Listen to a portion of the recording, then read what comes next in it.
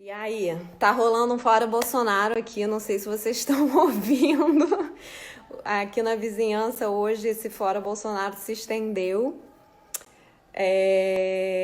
Mas enfim, vamos começar a nossa terceira noite de quarentena desse projeto.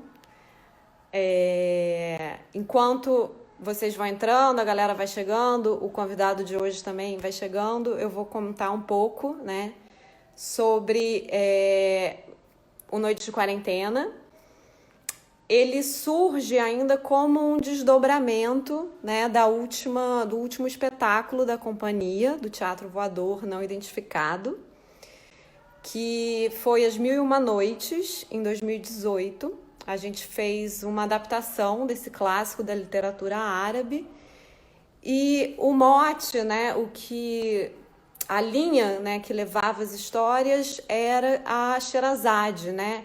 Essa atitude da Sherazade que a cada noite contava uma história diferente para o rei e marido dela. Esse rei, ele tinha como hábito todos os dias se casar com uma mulher diferente e no final da noite de núpcias ele matava essa mulher e no dia seguinte se casava com outra. Então Sherazade começa a contar histórias assim, a fim de captar a curiosidade desse rei como um mecanismo de sobrevivência e também de proteção às outras mulheres do reino. E aí, inspirados nisso, a gente idealizou esse projeto Noite de Quarentena, né, com o intuito de ir tecendo aos poucos e muito afetivamente, né, uma rede dos trabalhadores do setor teatral, para que a gente possa se conhecer melhor, para que a gente possa ouvir as diferentes vozes, as diferentes histórias, as diferentes trajetórias de trabalhadoras e trabalhadores do teatro, né, que compõem essa grande rede de trocas, né? Aí o convidado de hoje é o Carlos Elias. Ele é contra-regra, maquinista, cenotécnico, diretor de cena e ainda tem mais umas 10 profissões aí que ele vai contar pra gente. Olá, Carlinhos! Oi, tudo bom? Tudo bem, e você? Ah, tô ótimo. Agora um pouquinho nervoso, mas acho que faz parte, né? Estamos, faz parte. Nossa primeira live, mas você tem muita história boa para contar. Então, aí, olha só, eu falei um pouquinho de você, falei 4 profissões, porque você tem 15, né? Então, né, contra-regra, maquinista, cenotécnico, diretor de cena. Daí, queria que você contasse para gente um pouco mais sobre né, assim, a sua trajetória, as outras profissões pelas quais você passou, até chegar no teatro. É, bom, eu comecei a trabalhar com uns 15, 16 anos mais ou menos, porque eu precisava bancar meus acampamentos, meus passeios, né? Família pobre a gente tem que dar nosso jeito. Aí eu passei primeiro pelo Senai, curso de mecânica. Aí Uhum. fui para Cozígua, da Cozígua eu saí, aí fui trabalhar na Conlurb como gari. Nesse meio tempo aprendi a ser pedreiro, né, que eu já ajudava meus tios, né, a fazer a minha casa. Aí, mecânico de manutenção, gari, pedreiro. Por conta de uma bicicleta quebrada, eu fui parar numa oficina de serralheria, virei serralheiro também, por conta disso. Aí, conforme foram juntando bagagem, tempo e desempregos, eu virei vendedor de cintas de amarração, de cargas, né? Provavelmente, quando a gente passa lá na ponte Rio-Niterói e vê um guindaste daquele segurando um container, provavelmente uma daquelas correias lá foi eu que vendi. Que maravilhoso. E aí vai, né? Mais umas outras habilidades que a gente faz que a gente nem se dá É, conta que tem habilidade, né? você falou também de professor de dança de salão e Bom, professor do curso de contra-regra, né? aí é o seguinte, né? Dança de salão foi quando eu me separei, fiquei meio desorientado. Fui aprender dança de salão para sociabilizar. Eu vi que levava jeito, comecei a dançar, dançar, de uma hora a diretora da academia falou assim, você vai ajudar a ensinar. Eu falei, você. Pronto. Daí fui, virei até dançarino particular, né, private dancer, né, durante um tempo, e até eu chegar no teatro. O teatro aí já é uma outra etapa que eu estava trabalhando como pedreiro na época, né, dançando, Uhum, fazendo tudo, de tudo um pouquinho. Aí eu fui trabalhar na casa de um. Eu trabalhava na casa de um rapaz, do Marcelo, que no uhum. final de ano ele se vestia de Papai Noel, né? Botava aquela roupa e fazia eventos. E a pessoa que fazia o figurino dele, que era o Luiz Cláudio Giulianelli, estava muito ocupado no prédio dele, cujo ele era síndico, e não tinha tempo de fazer as fantasias. Aí o Marcelo pediu para eu ir para o prédio para colocar as pedras nos halls, né, no Aham. granito, né? Mas fui colocar, estava lá feliz da vida, colocando, ganhando dinheiro. Uma vez nos fundos do prédio, onde eu guardava as ferramentas, ali onde fica a lixeira, né, aqueles negócios lá, eu estava lá guardando, limpando, me desce o Luiz Cláudio do prédio, né, onde ele tem um ateliê, com o uniforme de um soldado soviético, perfeito, de um Gente. oficial lindo, perfeito, Aham. botões, galochas. Aí perguntei o que eu achei, falei, caramba, muito legal. E o cafona aqui até queria pedir fazer um para ele, né, para ir para as festas, né? Aí eu falei, caramba, que bacana. Daí ele começou a destruir o uniforme lá nos fundos. Rasgar, bater com pedra, pegou ferramenta, fez. Eu fiquei Envelhecendo. desesperado. Daí eu falei, cara, o que você está fazendo com isso? Não, aqui na história, o soldado, ele foi torturado e saiu de uma batalha. Então, o uniforme tinha que estar daquele jeito, né?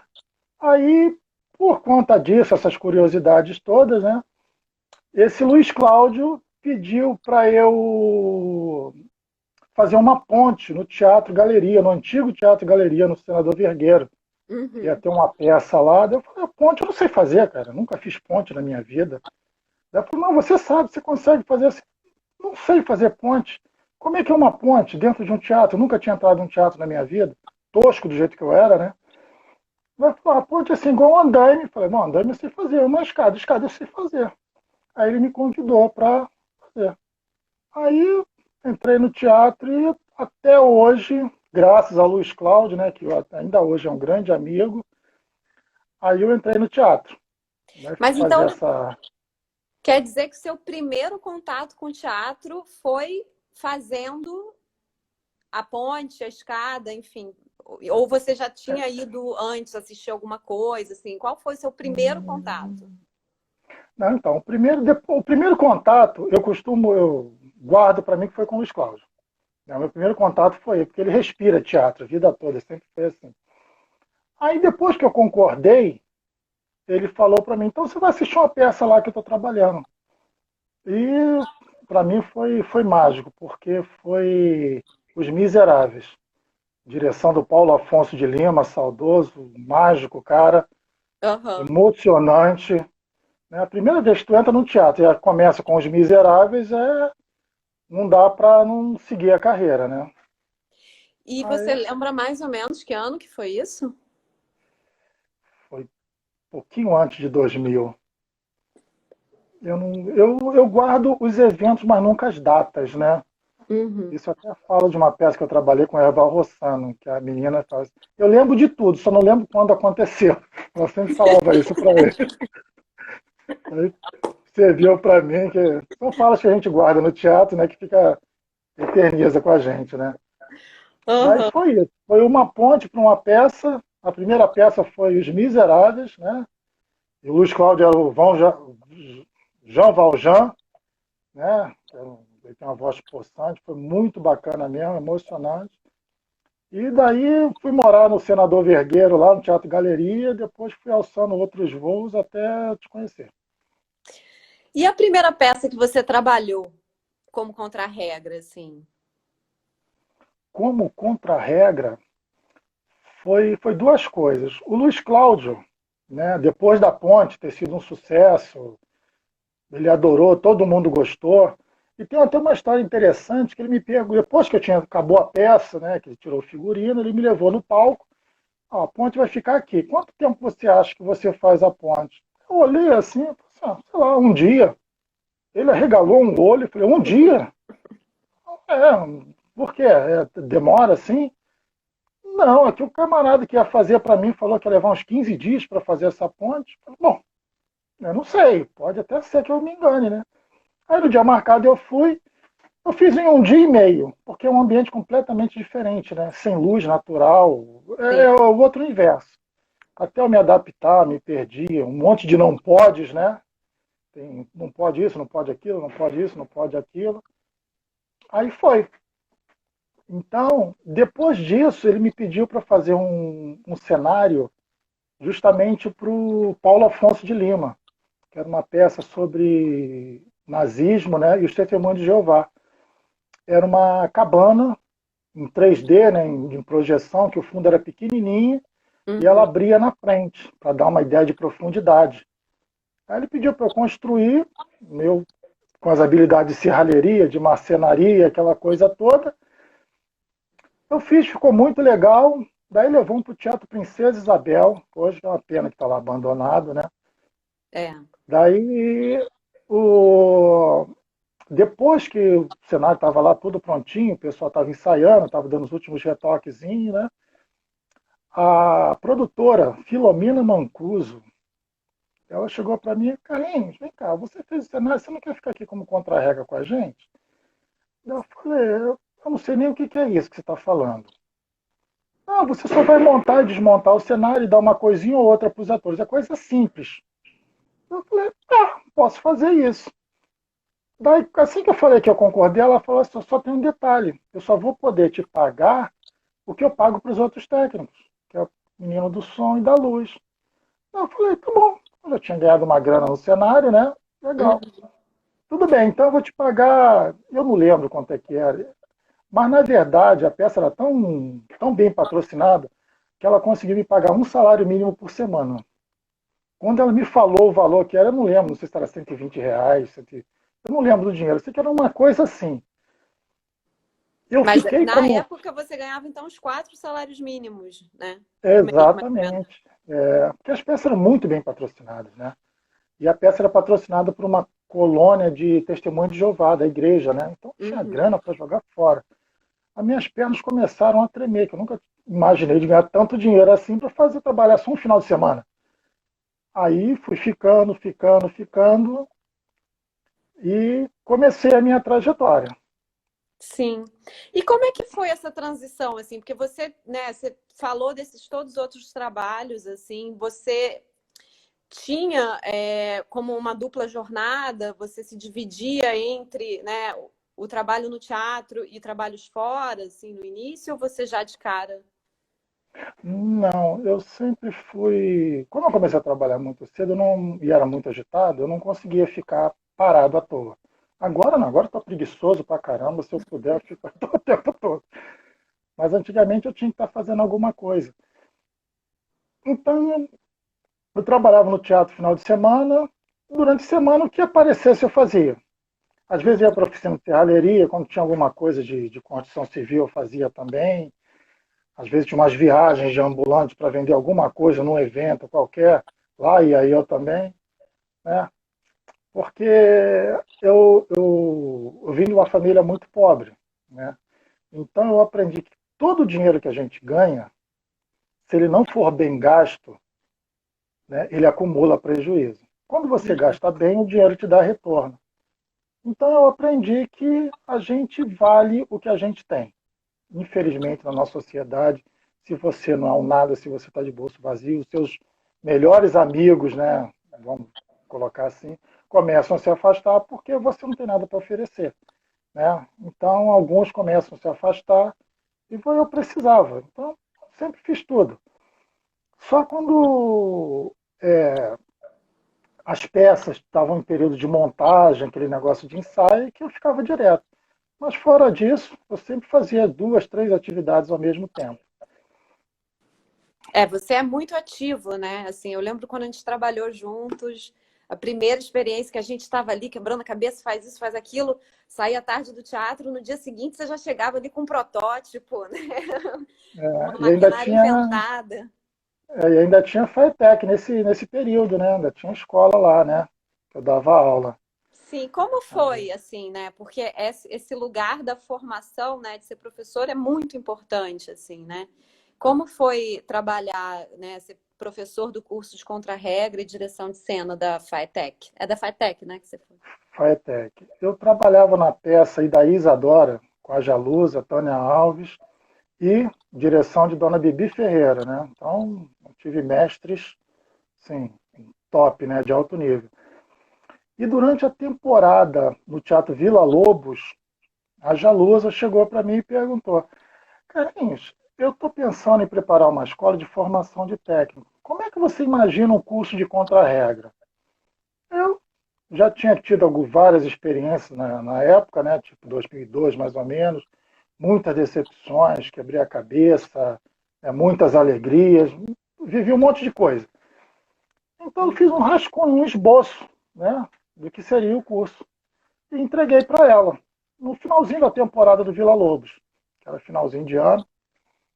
Aí passou um tempinho, a gente foi para São Paulo, né, no Teatro Imprensa. Ela descendo do camarim, olha só, falou para mim, olha só, você vai ser o primeiro professor do curso de contra-regra aqui no Rio de Janeiro.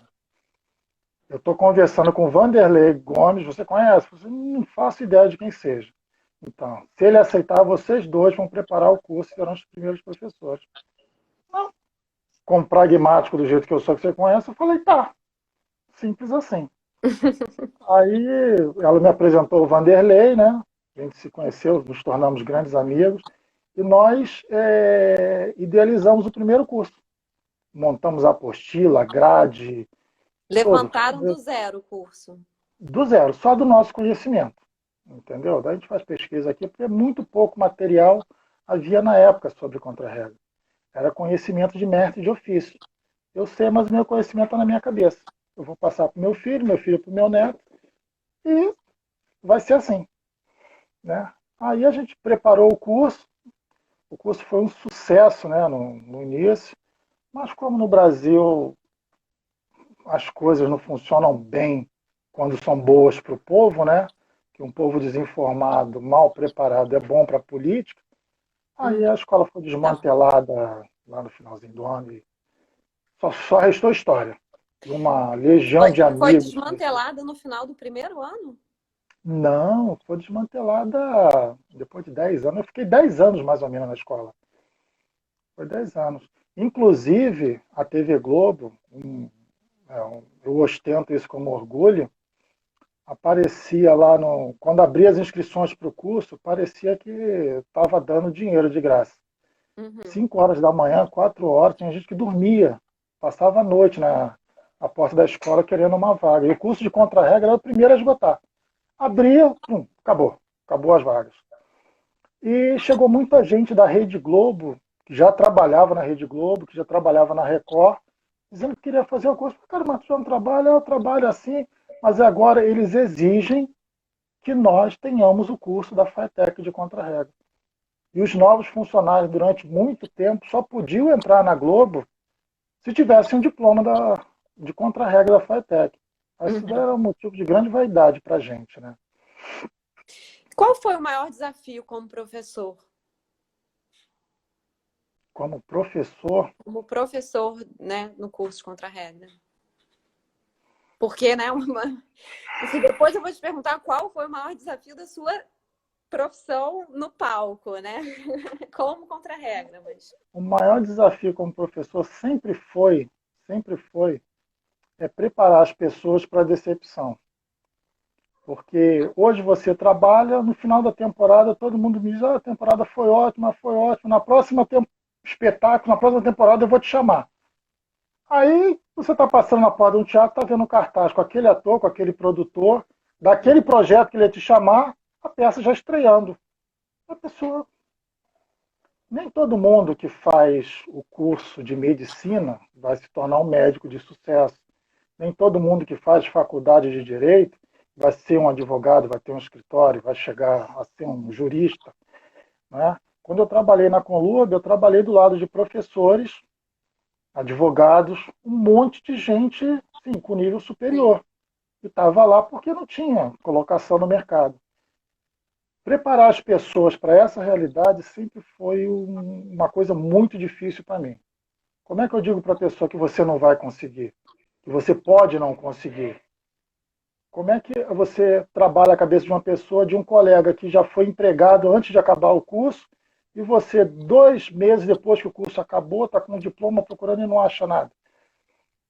Como é que eu digo para ela que mesmo eu sendo professor, às vezes eu fico um tempo desempregado? E a cabeça dela, pô, se você quer professor, fica desempregado, e eu, então o que eu estou fazendo aqui? Isso para mim era sempre o mais doloroso, né? Porque a Sim. gente vira amigo em sala de aula, né? E esse nosso meio é muito instável mesmo, né? Assim, uma hora você tá cheio de trabalho, outra hora pode estar numa seca, né? E ninguém, nem oi, né? É. Mas essa era a maior dificuldade para mim. E aí, assim, voltando então para o teatro, né? Para a sua atividade como contra-regra, maquinista. Qual foi, então, o maior desafio na sua carreira? Bom, o maior desafio para mim tem dois, né? O mais trabalhoso, vamos dizer assim, que até o último momento, até o segundo sinal, eu achava que ia dar ruim total, foi A Pecadora Queimada e Os Anjos Caídos. Uhum. Ela foi uma peça montada no Jardim Botânico ao ar livre. E o diretor era um diretor de cinema, não fazia teatro. Então ele não ensaiava a peça direto. Ele fazia quadro a quadro e ficava admirando cada cena daquela ali como se ele estivesse vendo um vídeo.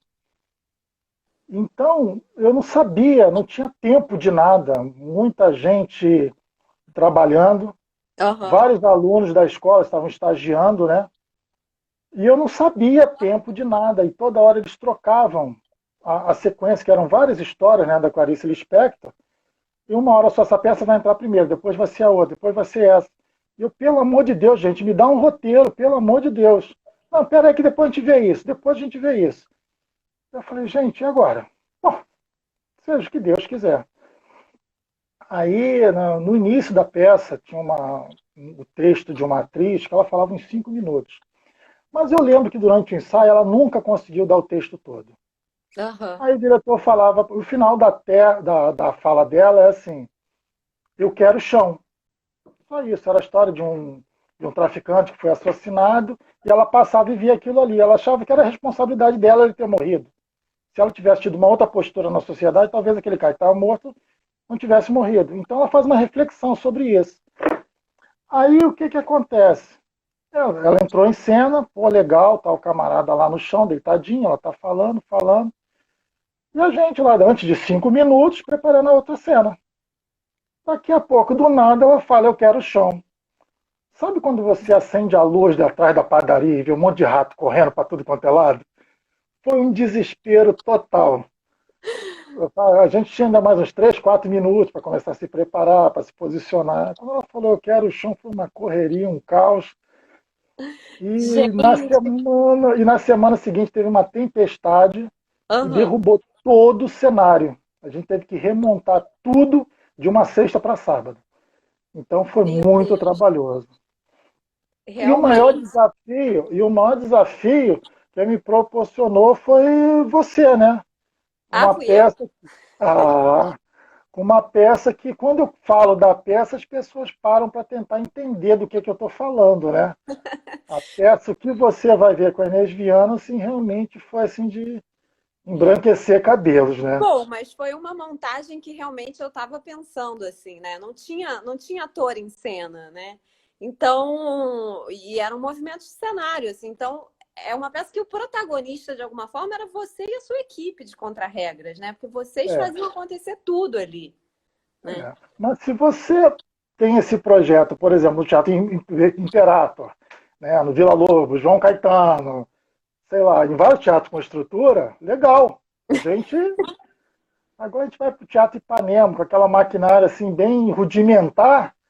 Meu Deus do céu, e agora? Como é que faz? Ah, legal, conseguimos alguma coisa. Porque, se eu não me engano, as pernas se cruzavam, né? Sim, descia a rotunda, as só um pernas minuto ficam. que as pessoas estão perguntando aqui. A peça foi O Que Você Vai Ver no Teatro Ipanema, dirigida pela Inês Viana. Agora eu não lembro, 2015, talvez, né? Por Já tem aí. um tempo, assim. Só para as pessoas se situarem, nenhum ator aparece em cena, e a única pessoa que sobe no palco é uma pessoa da plateia que é convidada. É muito louco. No Mas é o final, seguinte, né? bem no finalzinho, quando acabou já praticamente. E essa pessoa da plateia é que recebe os aplausos, né? Mas era uma história tão bonita que é a história de 4 ou 5 vidas que se cruzam numa estação de trem, né? Vidas completamente diferentes que têm uma história em comum ali e é muito bacana. Aí tem Era as uma pernas que adaptação das peças radiofônicas do Beckett, né? isso. Enfim. E Aí aí a gente. Desculpa, tem aquela coisa que eu nunca vi no teatro acontecer, as pernas, a da esquerda passar para a direita, a da direita passar para a esquerda. Daí a Inês falou, não, eu quero que a perna cruze de um lado para o outro e vai para o camarim ensaiar. Ah, legal, se vira, né? Dá teu jeito, né? Ah, ficou legal. Eu quero que a mala apareça em cena. Ah, ótimo, e vai ensaiar, se vira, né? Daí, Eu daí, daí, lembro muito da gente falar assim: ah, vamos descer as cadeiras, né? Vamos descer lá do urdimento um conjunto de cadeiras, assim, como é que a gente vai fazer? E aí é isso, você chegou no dia seguinte, eu tava quebrando a minha cabeça, você já chegou com uma maquinária maravilhosa, pronta, que tipo descia na hora que elas sentavam no chão, a corda soltava e ficava ali a cadeira, né? exatamente, aquilo ali era muito bacana. Pena que eu não assisti a peça, né? Quer dizer, eu não assisti, né? Você Mas tava aí tem todo essas dia coisas. atuando, né? Pena que ninguém viu, né?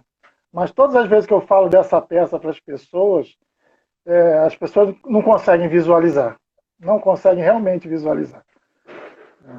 Sim, mas também foi um presente, né? Porque Não, realmente. essa daí faz parte agora da minha história que merece ser contada sempre que for, assim, tiver oportunidade, né? Sim. E foi maravilhoso, assim, você foi incrível, Carlinhos. Ali naquele momento eu fiquei assim, meu Deus, esse anjo caiu aqui. Porque eu acho que nem você acreditava que era possível as coisas que vocês queriam, né? Gente, se eu não tivesse você do lado, com a sua experiência, com o seu olhar, com a sua sensibilidade, assim, teria sido completamente outra coisa, né? Realmente É, muito obrigada, porque realmente você fez acontecer ali. E, enfim, ainda nesse lugar, assim, dessas memórias, algum momento difícil da sua carreira, assim, que talvez você tenha pensado em desistir, eu não sei, ou que te marcou. foi um momento que eu realmente pensei, que eu só pensei na hora, né? Mas como eu sou bem resolvido, bem pragmático, foi só um lampejo. Eu estava numa peça com Bem-vindo Siqueira, Sueli Franco, peça ótima. Aí o que que acontecia? O Bem-vindo, ele se suicidava. Ele ia para a janela, que era um cenário, e se jogava da janela. Então vou me matar, vai, mano. Mas nada, a janela era no primeiro andar, né? Comédia. Só que nos ensaios tinha uns colchões, uns tecidos na janela para ele pular e não fazer barulho. E durante toda a temporada eu perguntava, gente, como é que vai ser isso aqui depois? Não, isso vai ficar. O outro falava assim, não, isso vai sair. O cenógrafo dizia que a produção tinha que comprar, a produção dizia que o cenógrafo tinha que produzir, o cenotécnico ia colocar. Isso foi rendendo. Foi rendendo e nada de acontecer. E no ensaio geral, o que, que aconteceu? O Bem-vindo foi pular, tinham tirado o pano, né? Tá vendo uma coisa, a outra, colocaram um pano lá qualquer, achavam que era um pano só. E a gente, no cenário gigantesco, né? Ele pulou, o pano deslizou, ele caiu, sentado, né? E já é um senhor, né?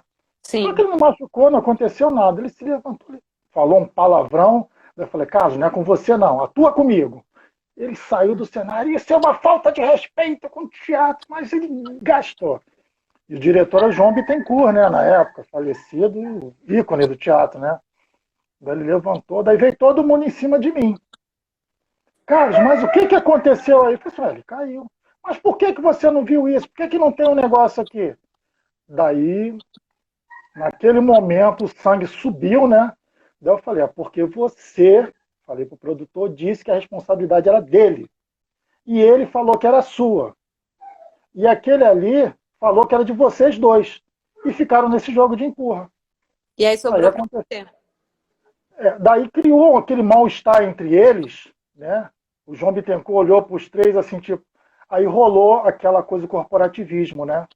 Ou seja, as elites se. Opa, peraí, a culpa é nossa, então não aconteceu nada. E nesse mesmo espetáculo, né, parece que já estava fadado a ter história. Tinha uma cena que o Bem-vindo, né, ele vai ficar aposentado, não tem nada para fazer, ele fica meio procurando coisas. Aí inventa que vai ser pintor.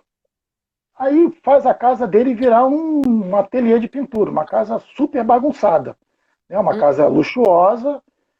E a gente entrava em cena, eu e o outro contra-regra, a gente entrava em cena para fazer aquela transição de uma casa luxuosa para uma casa bagunçada, com telas, cavaletes de pintura, tudo no seu devido lugar.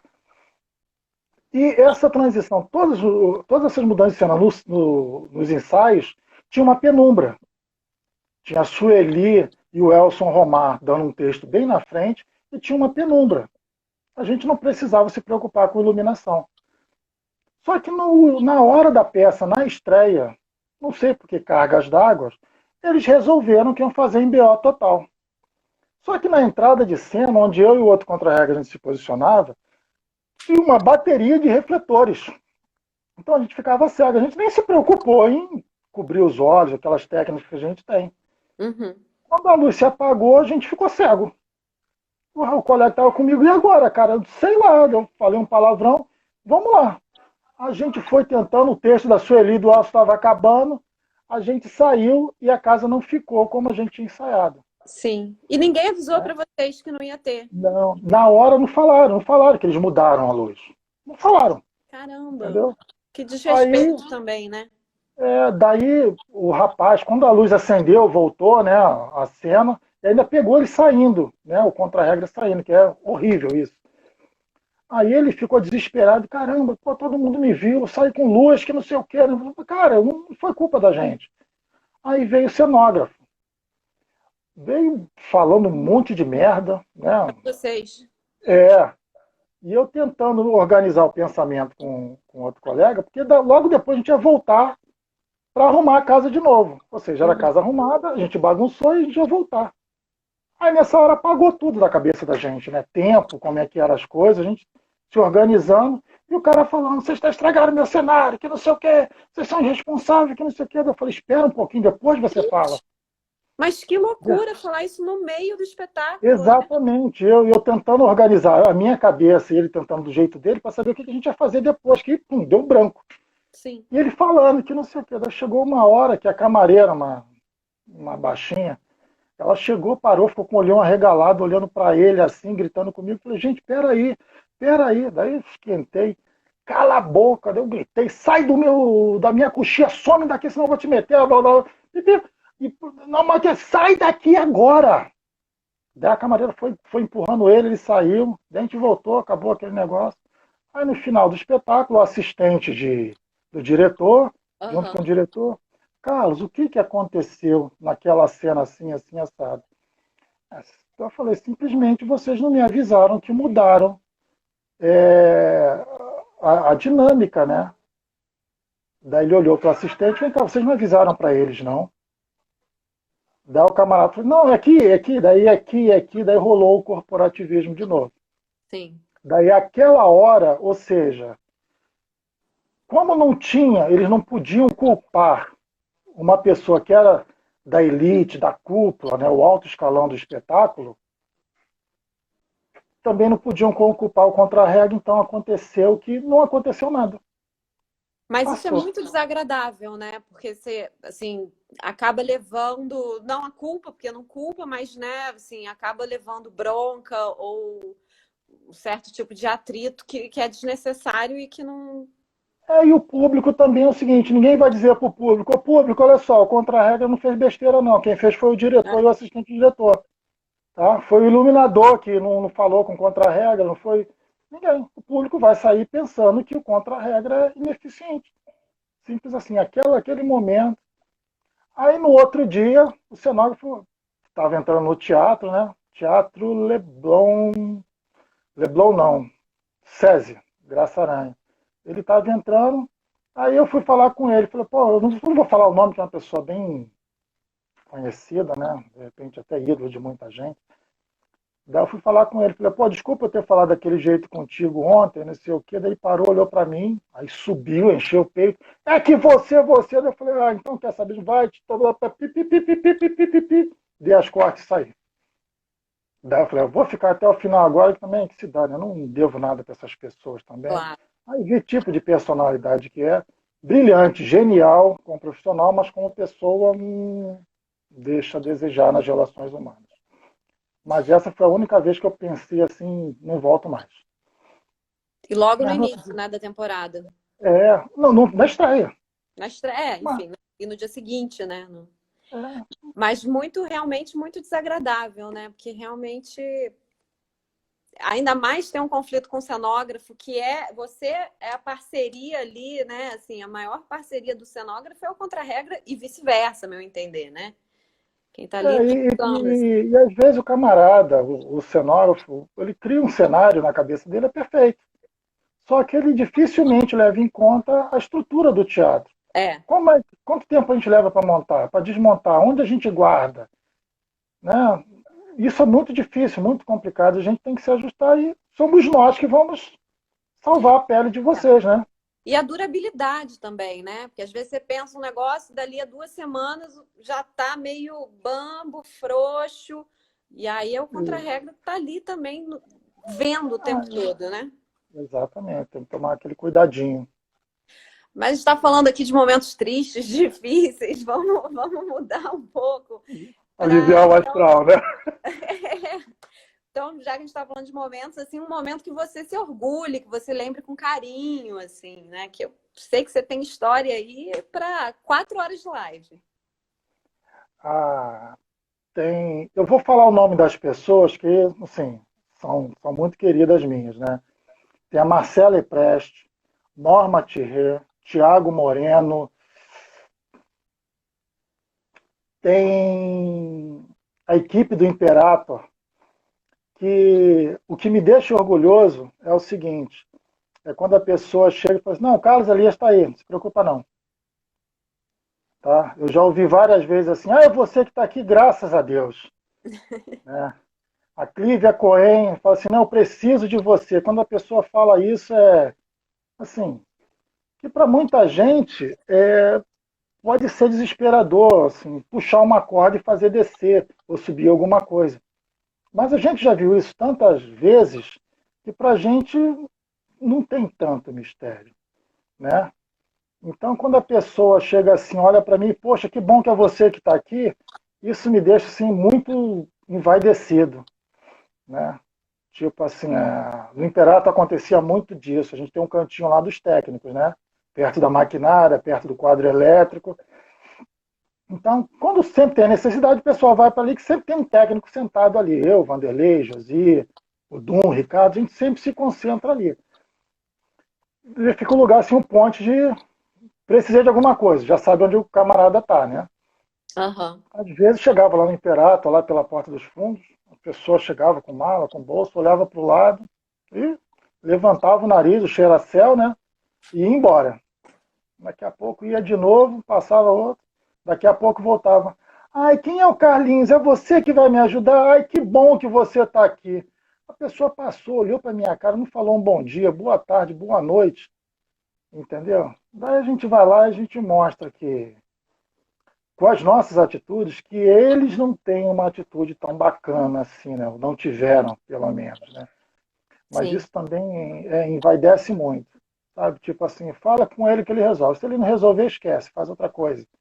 Eu já ouvi muito disso e é muito gratificante isso para mim. Porque também tem esse lugar, enfim, às vezes eu tenho essa sensação, você me corrige se eu estiver errada, assim, né? Mas que existe uma certa invisibilidade. Enquanto a pessoa não precisa de você, é como se ela não te notasse, né? No curso de contra-regra na FATEC, eu dizia lá para os alunos, olha só, se as pessoas estão chamando muito o contra-regra, ele não é bom. O que tem que aparecer é só o trabalho dele. Tá? Se ninguém lembrar que você existe, excelente. Começou a abrir o teatro, teve a peça e ninguém falou o nome do contra-regra, deu tudo certo, excelente, parabéns para você.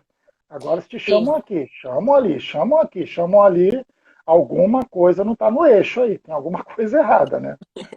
Mas é diferente, né, de, assim, de você cumprimentar, de você entender a pessoa ali que está As junto com você no relações, projeto. as relações interpessoais perpassam pela educação, né? Aí é um outro, outro caminho, né? Que nem sempre a gente consegue viver plenamente, né, no nosso meio, às vezes. É. E alguma história inesquecível? Ah, inesquecível. É pressão essa pergunta, né? É porque eu não sei se eu seria, né, se eu seria assim injusto, porque tem tanta coisa. Por exemplo, um espetáculo que me marcou muito foi As Mulheres de Grey Garden. Sei que a Soraya Ravena está ali, né, Já assistindo, está com apareceu a aqui gente. falando, é. Já deu um tchauzinho, né? Ela, Sueli Franco, aquele cenário era, né?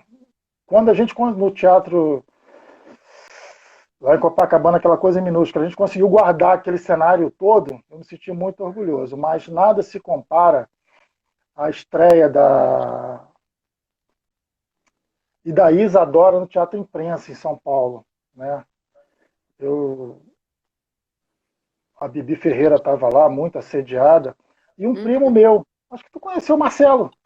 Conheci, trabalhei com o Então, Marcelo. e o Marcelo, nessa época, ele nem imaginava, acho que foi uma das poucas vezes que ele foi ao teatro. Oi, Soraya, foi legal aquela peça, né? O Aí Marcelo fez com a gente As Mil e Uma Noites, que é o exatamente. projeto que inspirou agora esse ciclo de entrevistas, né? Conversa. E eu fui lá, fiz a maquinária, deixei ele lá quietinho e exatamente, não cabia, era cenário demais, né? Bia Junqueira exagerou na mão. Aí, o que aconteceu? Lá no Teatro Imprensa, Aham. daí meu primo com a esposa foi assistir o espetáculo, né? Daí acabou o espetáculo, assim, um sucesso, um estrondoso, e a imprensa, aqueles bajuladores, todo mundo cercando a Bibi Ferreira, ela quase sem conseguir andar, e eu estava no foyer. Aí ela me viu, veio na minha direção. Mas fui andando, eu falei assim, dona Bibi, eu vou te apresentar meu primo. Ela parou, ignorou completamente aquele exército de produtores, de atores, da imprensa que estava ali. Ela parou, cumprimentou meu primo na maior calma, a esposa dele, a gente ficou batendo um papo. Aí me arremeteu na Idade Média, o rei, né? O rei chegava, todo mundo ficava alvoroçado, daí quando ele parava, todo mundo parava e ficava assim, vamos, vamos, vamos, vamos. Ela parou, me deu aquela atenção, eu me senti tão prestigiado, né, que essa cena eu nunca vou esquecer. Tipo assim, todo mundo olhando assim, quem são essas pessoas, pelo amor de Deus? Sabe, que você vê aquelas pessoas de teatro que se aproveitam do momento, situação. Quem são essas pessoas que ela está falando, meu Deus do céu? Depois ela foi, cumprimentou, beijou, não sei o quê, papá, e seguiu. Aquele momento foi mágico para mim, eu me senti muito prestigiado. Porque na época a celebridade, assim, ao concurso, né? Que linda história, Carlinhos. Muito lindo relato. Vem cá, falando aqui para quem está assistindo, se quiserem perguntar também, a gente está nos nossos 15 minutinhos finais, e aí vocês podem Já? mandar perguntas. Já passa muito rápido, né? A Júlia Sarraf mandou uma pergunta aqui que é se você tem filhos e se os seus filhos pretendem seguir o seu caminho. Na minha família, eu sou a única pessoa que trabalha em teatro. Única pessoa? A única pessoa. Eu conheci a minha esposa atual no teatro, né? No Teatro Vila Lobos. Eu trabalhava com a irmã dela, né? Daí a irmã dela saiu para fazer Lisbela e o Prisioneiro, né? O Marco Danilo fez questão da presença dela. Aí a Cedeli Martinusso chegou para mim, olha só, vou botar minha irmã para trabalhar aqui, hein? Cuida dela. Estou cuidando dela até hoje. Quase 20 anos. Que maravilhoso! Então você conheceu, né? A sua família nasceu meio que no teatro, assim. Daí a Mas aí a gente sua está. mulher não seguiu. Ela, a Bianca de Filipes, né? A família dela é toda de teatro. A Bianca de Filipes, ela diz que sem a família Martinusso não tem teatro, porque domina tudo, né? Minha mulher faz tudo em teatro. Ela é mais braba do que eu no teatro. Até. Então fiquei confusa aqui, Carlinhos. Eu entendi que você era o único na sua família, né? Antes de me casar. Né? Pela minha Depois. ascendência, na minha ascendência, não tem ninguém. Na família dela, quase todas as mulheres são de teatro, né? São três camareiras assim que se misturam com a história do teatro. Uhum. Aí a Júlia Bernat mandou uma pergunta aqui, que também queria desdobrar em outra, né? Ela pergunta assim, se você estava com alguma peça em cartaz quando a quarentena começou. E aí eu queria também perguntar, assim, como tem sido esses meses de quarentena, né? Quais as suas perspectivas de trabalho? Você está trabalhando em alguma outra coisa? Enfim, conta um pouco pra gente esse panorama atual. A Daça Martins é a Lúcia Martinosso, sim. Ela está lá na sala, lá, vendo no celular dela essa live aqui. Não sei se ela vai me criticar depois, mas já falei. Na época, quando começou a quarentena, eu estava trabalhando no Imperato. Já estava fixo no Imperato já há vários anos, 3, 4 anos, né? Imperato, aquela casa maravilhosa. Aí, isso parece que fechou numa sexta-feira. E numa quinta, um colega meu tinha me ligado para fazer o cenário de um stand-up. Eu não me lembro agora do camarada. Que a gente ia começar a montar na semana seguinte. Aham. Né? E nessa sexta-feira eu estava de folga, porque eu tinha trabalhado na escala, caiu uma folga. Aí foi quando a gente viu o noticiário. Aí fechou todos os teatros, né? E o Imperator, na época, ele estava com uma situação provisória, porque tinha passado da prefeitura para o Estado não tinha renovado o contrato, não tinha feito licitação, estava uma questão confusa, né, de como vai ser a administração do teatro. A Aniela Jordan brigando, a PTR também dando apoio, Paulo Lopes também na maior luta lá para pegar uma definição, né? Mas aí veio a quarentena. Aí não tinha como o Estado manter o teatro com uma verba lá de emergência para um teatro que vai ficar fechado. Sim. Aí fechou de vez. Fechou de vez o Imperato? Fechou de vez. Né? Aí a gente não sabe como vai ser agora. Me Mas parece você que continua, talvez o cine... desculpa, você continua recebendo, assim, você continua contratado? Não, não. Acabou o contrato com a Aventura, né? Ele rescindiu o contrato, porque estava com um contrato provisório, né? De emergência até essa licitação. Então, acabou, acabou. Agora, quando acabar a quarentena, dependendo da boa vontade do governo, vai abrir uma nova licitação e a Aniela Jordan lá vai concorrer de novo. Se ela ganhar, provavelmente ela vai manter a mesma equipe, né? Agora, se for uma outra empresa, aí a gente vai ver o que acontece. Vamos torcer aqui, né, para É, voltar, para dar tudo certo, porque o Imperato realmente é um lugar incrível, assim. uma casa assim, realmente que quem fala mal não merece trabalhar no teatro. Não, é lindo, né? E, enfim. E assim, como é que tem sido essa perspectiva durante a quarentena, né? Assim, para você, como é que está sendo esses meses tão incertos, né? Agora, então, sabendo do fechamento do Imperator. É, a minha formação é evangélica, então uma das histórias que eu mais ouvi, que eu mais gosto, é de José no Egito, quando ele interpreta o sonho do faraó, das espigas de milho, das vacas gordas, vacas magras, né? Então, eu sempre levei isso para a minha vida. Então, eu sempre tive uma reserva que me mantesse durante um bom tempo. Eu não estou ansioso por conta disso, mas eu fico preocupado com relação aos amigos que não têm condições, têm dificuldades, que essa coisa toda, Sim. né? A minha esposa, a Lúcia, está trabalhando, pô, é uma coisa muito legal, né? Mas a perspectiva é sempre positiva. O Imperato vai voltar, a Aniela vai ganhar o Imperato de novo, a gente vai voltar, a nossa equipe, Dum, Thaís, Paulinho, Vanderlei, vai estar todo mundo junto lá de novo. E você vai fazer uma peça lá, vai ficar feliz quando tiver. E você está aqui, graças a Deus. Não, vai Espero que a ser. gente ainda trabalhe muito junto. Vamos sim. A gente vai. Outra pergunta aqui do Luiz Ribeiro. Qual outros ou outras contra-regras que você trabalhou e que você admira? A minha mulher, a Lúcia, é o seguinte: larga o espetáculo na mão dela e sai de perto. Não precisa fazer mais nada, deixa ela quietinha lá. A Gleice Caxias foi uma aluna que ela foi perfeita, muito pequena, magrinha, mas de uma dedicação, responsabilidade. Tem a Márcia, que eu lembro, que ela era esposa do Fernando Melo, se eu não me engano. Uma mulher grande, sim.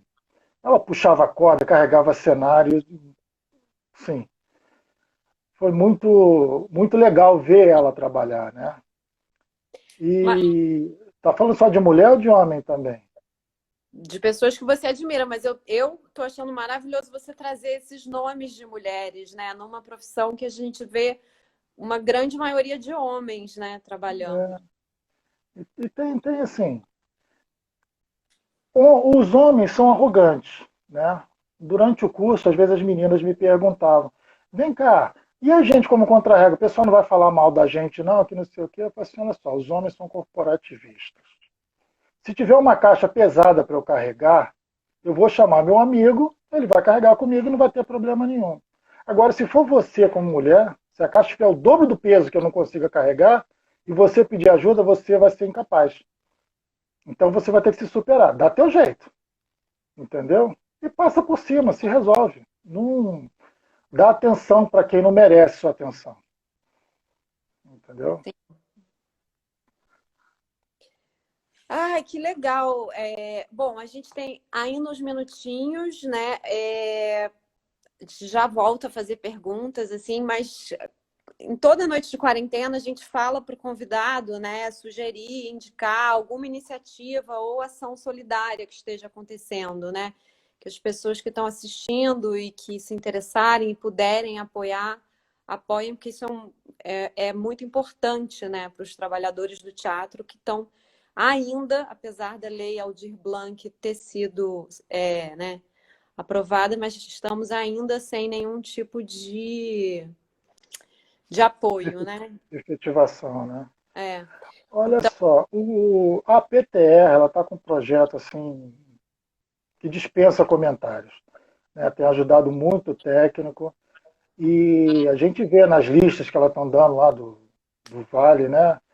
Do Vale Refeição para muitos técnicos. Se alguém quiser participar, se sentir tocado, né, para ajudar de alguma forma, ou com cesta básica, ou com qualquer outro tipo de material, ou até ajuda financeira mesmo, a PTR é a minha indicação. Ela merece pelo trabalho que ela está fazendo. Né? Porque a gente fala assim, para dar dinheiro para o técnico, mas o técnico tem filhinho pequeno, o técnico tem um familiar idoso. Né? Então o dinheiro não é só para ele. Né? Às vezes vai para um caderninho, vai para um remédio, vai para um monte de coisa, e a PTR teve essa sensibilidade. sim, com certeza.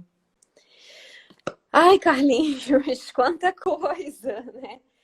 É, Agora, assim, o que que você tem sentido mais saudade de fazer? Dentre todas as suas profissões, dentre tanta coisa, assim, o que que você fica assim, nossa, eu queria estar fazendo isso agora, nesse momento?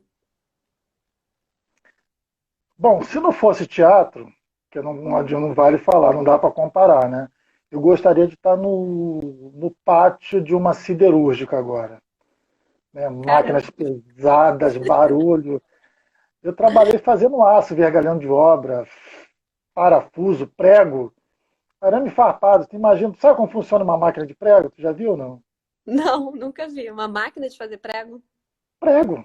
Faz não sei quantos mil pregos por minuto. Arame farpado, vergalhão de obra. Né? Atrás da sua casa tem uma grade que eu estou vendo ali. Tem. Provavelmente ela veio da Cozigua. Aí, entendeu? Isso é muito legal para mim, eu tenho muita saudade desse tempo. E foi o start do meu hall de conhecimentos, né? Que abriu um leque muito grande para mim. O Senac me preparou não, prepara muito bem seus alunos, né? E teatro é Ah, viajar. pois é, você viajou muito já com teatro também, né? Ah, teve uma época que eu achei muito legal, que numa semana eu estava em São Francisco do Sul, naquela cidade lá no extremo sul do Bahia, onde aquele padre subiu de balão e nunca mais Aham. voltou. E na semana seguinte eu estava molhando o pé no Rio Negro, no Amazonas. Eu falei, gente, isso é muito louco. Uma semana no sul, eu estava no extremo norte. Isso era muito legal também. Isso com o monólogo da vagina, né? Você viajou o Brasil com essa peça, né? Ah, foram uns 4, 5 anos que a gente se divertiu muito. Passou muita raiva, né? Mas também se divertiu muito. O monólogo da vagina foi excelente na minha vida. E no monólogo, assim, ontem você estava me contando, né, que você tinha que construir um cenário novo a cada apresentação. No finalzinho da vida dele, né? Os recursos estavam definhando. Patrocínio de voo, restaurante, hotel, então muita coisa tinha que ser pago com a bilheteria. E a gente não conseguia mais manter o caminhão com o cenário.